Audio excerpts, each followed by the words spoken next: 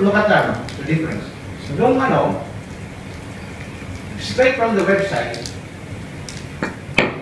we are there at number 4. Di ba? At number 4, at around 15 billion or almost 16 billion. Okay? This is the total premium as the Insurance Commission website. Let's go to the slide. And then after FinRe has done their study, okay, total business annual premium. From number 4, naging number 3 kami. Why? Two things.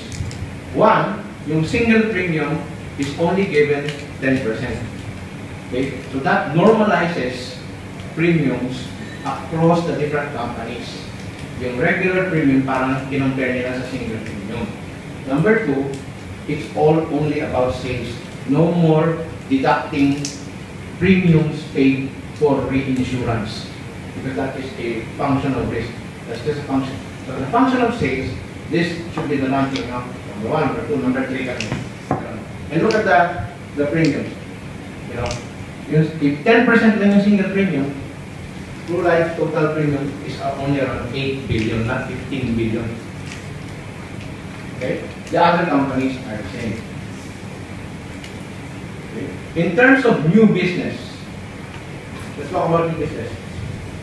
Ang new business annual premiums, okay, ay ini-include lang yung nabenta mo this year. Hindi natin ito ini-include yung nabenta mo in previous year. As I said, yung mga binenta sa lolo mo, hindi na ini-include yun. Kasi nabenta na, na-recognize mo noon na eh. Kaya lang ang problem is nire-recognize pa. Hanggang ngayon, nire-recognize yung nabenta sa lolo mo, sa regular budget. When we talk about market share, we should be only talking about year on year.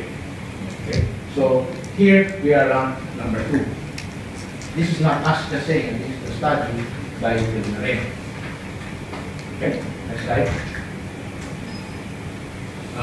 Okay, this is just a pie. We'll give you the slide. Next slide. Again, on the next slide, please. Why do we only count this year? Okay, let's go to another car industry, Mitsubishi. Si Mitsubishi, in 2014, sold 50,000 units. Okay? Since they operated here in 1964, this is the year I was born, they sold 581,000 units. When we talk of sales, do we use 581,000 units? Or do we use 50,000 units of 2014? Diba? Ang nangyayari ngayon sa insurance rankings, sa IC, is the second Pati yung policies na binenta noong 1964, yes. Nung baka hindi pa pinanganak, di ba? Sinasama.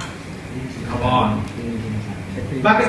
Di ka na lang, no? If that's the case, gano'n na lang sa lahat, pati sa kotse, pati ng mga, I don't even know how Toyota looks like in 1960, mga Toyota, mga mo. So that's why you should not use this. Next slide.